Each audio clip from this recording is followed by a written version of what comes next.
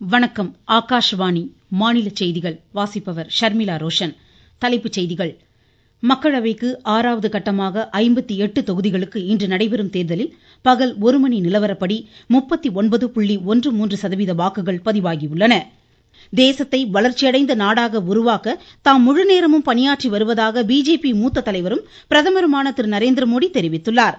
வளர்ச்சியடைந்த இந்தியாவை உருவாக்க மக்கள் INDA கூட்டணிக்கு துணை நிற்க வேண்டும் என்று காங்கிரஸ் தலைவர் திரு மல்லிகார்ஜுன கார்கே கூறியுள்ளார்.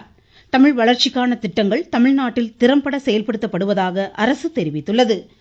பிரான்சில் நடைபெறும் லியான் ஓபன் டென்னிஸ் ஆடவர் இரட்டையர் இறுதி ஆட்டத்தில் யூகி பாம்ப்ரி இணை இன்று களமிறங்குகிறது. இனி விரிவான செய்திகள். மக்களவைக்கு 6ஆம் கட்டமாக 58 தொகுதிகளுக்கு வாக்குப்பதிவு தற்போது அமைதியாகவும் விறுவிறுப்பாகவும் நடைபெற்று வருகிறது. பகல் 1 மணி நிலவரப்படி 39.13% வாக்குகள் பதிவாகியுள்ளன.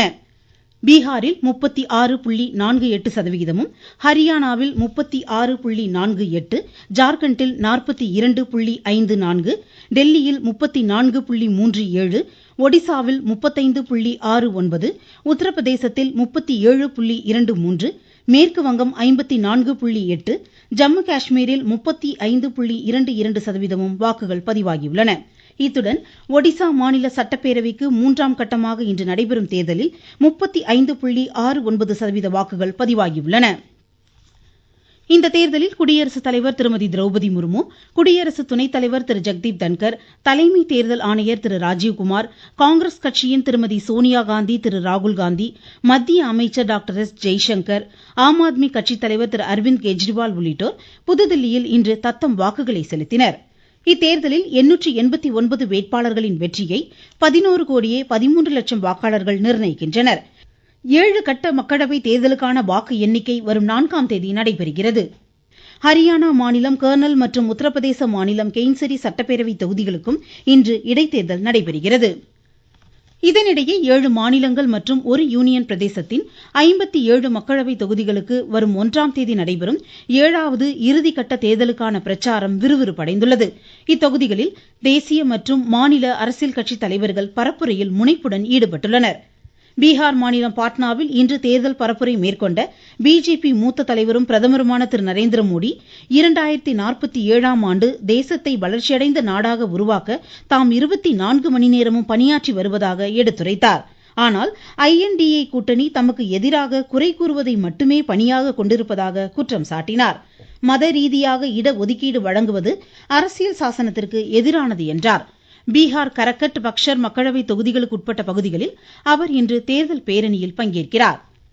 காங்கிரஸ் கட்சி தலைவர் திரு மல்லிகார்ஜுன கார்கே தமது சமூக வலைதள பதிவில் ஜனநாயகத்தையும் அரசியல் சாசனத்தையும் பாதுகாக்க மக்கள் சிந்தித்து வாக்களிக்குமாறு கேட்டுக்கொண்டார். அனைத்தையும் உள்ளடக்கிய வளர்ச்சியடைந்த இந்தியாவை உருவாக்க மக்கள் INDA கூட்டணிக்கு துணை நிற்க வேண்டும் என்றும் கோரினார். சமாஜ்வாடி உள்ளிட்ட பிரதான கட்சிகளும் வாக்கு சேகரிப்பு பணியில் முனைப்புடன் ஈடுபட்டுள்ளன. தேச நலனிற்கும் பாதுகாப்பிற்கும் கடற்படை வீரர்கள் முன்னுரிமை அளிப்பதன் அவசியத்தை விமானப்படை தளபதி air chief marshal VR Chaudhari வலியுறுத்தியுள்ளார். கேரள மாநிலம் எழிமலாவில் இந்திய கடற்படை நிறுவனத்தில் பயிற்சி நிறைவு அணிவகுப்பில் இன்று கலந்து கொண்ட அவர் நவீன தொழில்நுட்பங்கள் மற்றும் கொள்கைகளால் நாட்டின் போர் திறன்கள் மேம்பட்டுள்ளதாக கூறினார். 34 மகளிர் உட்பட பயிற்சி நிறைவு செய்த 216 வீரர்கள் இந்த அணிவகுப்பில் பங்கேற்றனர். இவர்களுடன் இந்தியாவின் நட்பு நாடுகளைச் சேர்ந்த 10 வீரர்களுக்கும் பயிற்சி அளிக்கப்பட்டது.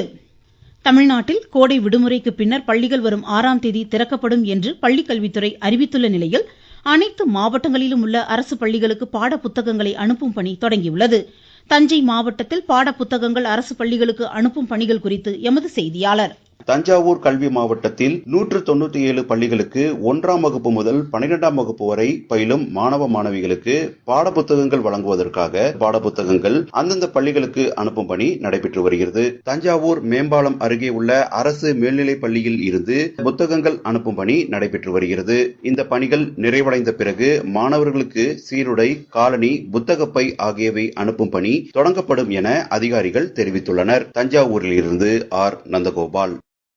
அரசு உதவி பெறும் பள்ளிகளுக்கும் பாடப்புத்தகங்கள் அனுப்பப்பட உள்ளன. இந்நிலையில் மாநிலத்தில் உள்ள அனைத்து தனியார் பள்ளி வாகனங்கள் ஆய்வு செய்யப்பட்டு தகுதியற்ற வாகனங்கள் நிராகரிக்கப்பட்டு வருகின்றன. மீனம்பாக்கம் வட்டார போக்குவரத்து எல்லைக்குட்பட்ட பள்ளி கல்லூரி வாகனங்கள் ஆய்வு செய்யப்பட்டதில் 9 வாகனங்கள் தகுதியற்றவை என வட்டார போக்குவரத்து அதிகாரிகள் அறிவித்தனர். ஆய்வுப் பணிகள் தொடர்ந்து மேற்கொள்ளப்படுகின்றன. ராணிப்பேட்டை மாவட்டம் வாலாஜாபேட்டை திருமலைசேரி கிராமம் அருகே உள்ள பழமையான பாலாறு அணைக்கட்டை புனரமைக்கும் பணிகள் அரசின் கவனத்திற்கு கொண்டு செல்லப்படும் என்று மாவட்ட ஆட்சித்தலைவர் திருமதி வளர்மதி தெரிவித்துள்ளார். அணையை சீரமைக்க 200 கோடியே 66 லட்சம் ரூபாய் செலவிலான பணிகளுக்கு ஒப்புதல் வழங்கப்பட்டு உலக வங்கி நிதி உதவிக்கு சமர்ப்பிக்கப்பட்டிருப்பதாகவும் அவர் கூறினார். இந்த அணை மூலமாக ராணிப்பேட்டை, காஞ்சிபுரம், திருவண்ணாமலை, திருவள்ளூர் ஆகிய 4 மாவட்டங்களுக்கு உட்பட்ட 319 ஏரிகளுக்கு தண்ணீர் வழங்கப்படுவது குறிப்பிடத்தக்கது. நீங்கள் கேட்டுக்கொண்டிருப்பது ஆகாஷவாணியின் மாநில செய்தி அறிக்கை.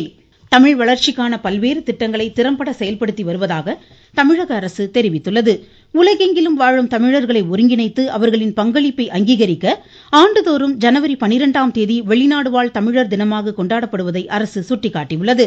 டாக்டர் அம்பேத்கரின் அனைத்து படைப்புகளையும் தமிழில் மொழிபெயர்க்க 5 கோடி ரூபாய் நிதியுதவி, ஹூஸ்டன் பல்கலைக்கழகத்தில் 2.5 கோடி ரூபாய் மதிப்பில் தமிழ் இருக்கை ஏற்படுத்தப்பட்டதையும் சுட்டிக்காட்டியுள்ளது. கடந்த 3 ஆண்டுகளில் 22 தமிழ் அறிஞர்களின் நூல்கள் நாட்டுடைமையாக்கப்பட்டு அவர்தம் வாரிசுதாரர்களுக்கு 2 கோடியே 85 லட்சம் ரூபாய் உரிமைத் தொகை வழங்கப்பட்டதாகவும் தெரிவிக்கப்பட்டுள்ளது.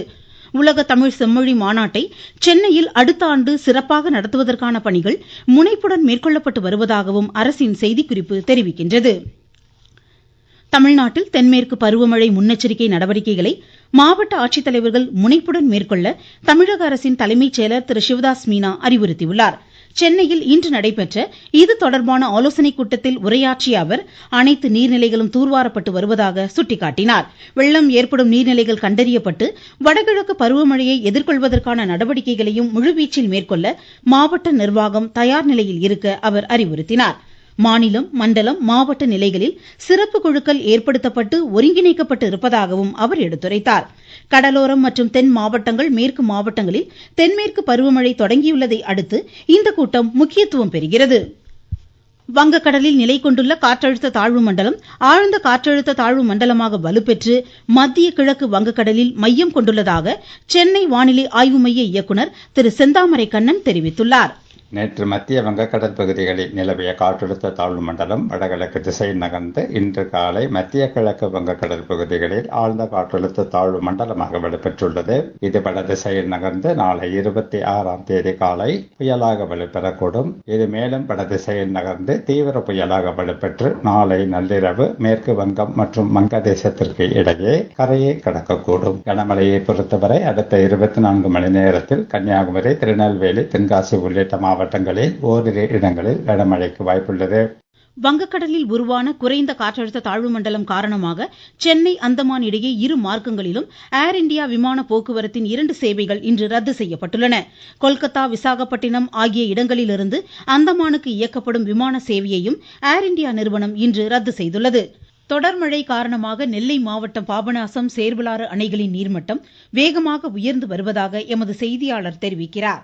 நெல்லை மாவட்டம் முழுவதும் கோடை மழை பரவலாக பெய்து வருகிறது. மேற்கு தொடர்ச்சி மலைப்பகுதியிலும் கனமழை பெய்து வருவதால் மாவட்டத்தின் பிரதான அணையான 143 அடி கொள்ளளவு கொண்ட பாபநாச அணை ஒரே நாளில் 7 அடி உயர்ந்து 64.3 அடியாக உள்ளது. பாபநாசம் அணை 2 நாளில் 12 அடி உயர்ந்துள்ளது என்பது குறிப்பிடத்தக்கது. 156 அடி கொள்ளளவு கொண்ட சேர்வலாறு அணை ஒரே நாளில் 13 அடி உயர்ந்து 85.46 அடியாக உள்ளது. மணிமுத்தாறு, கொடிமுழு ஆறு அணையின் நீர்மட்டமும் கணிசமாக உயர்ந்து வருகிறது. நெல்லையிலிருந்து திருமலைக்குமார்.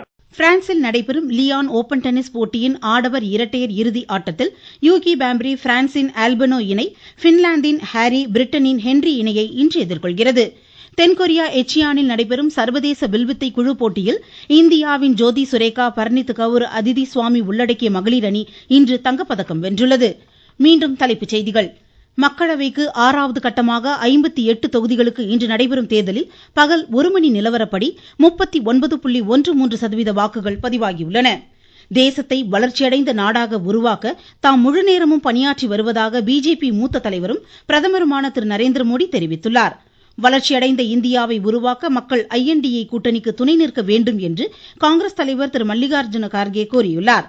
தமிழ் வளர்ச்சிக்கான திட்டங்கள் தமிழ்நாட்டில் திறம்பட செயல்படுத்தப்படுவதாக அரசு தெரிவித்துள்ளது. பிரான்சில் நடைபெறும் லியான் ஓபன் டென்னிஸ் ஆடவர் இரட்டையர் இறுதி ஆட்டத்தில் யூகி பாம்ப்ரி இணை இன்று களமிறங்குகிறது. இத்துடன் இந்த செய்தியறிக்கை முடிவடைந்தது.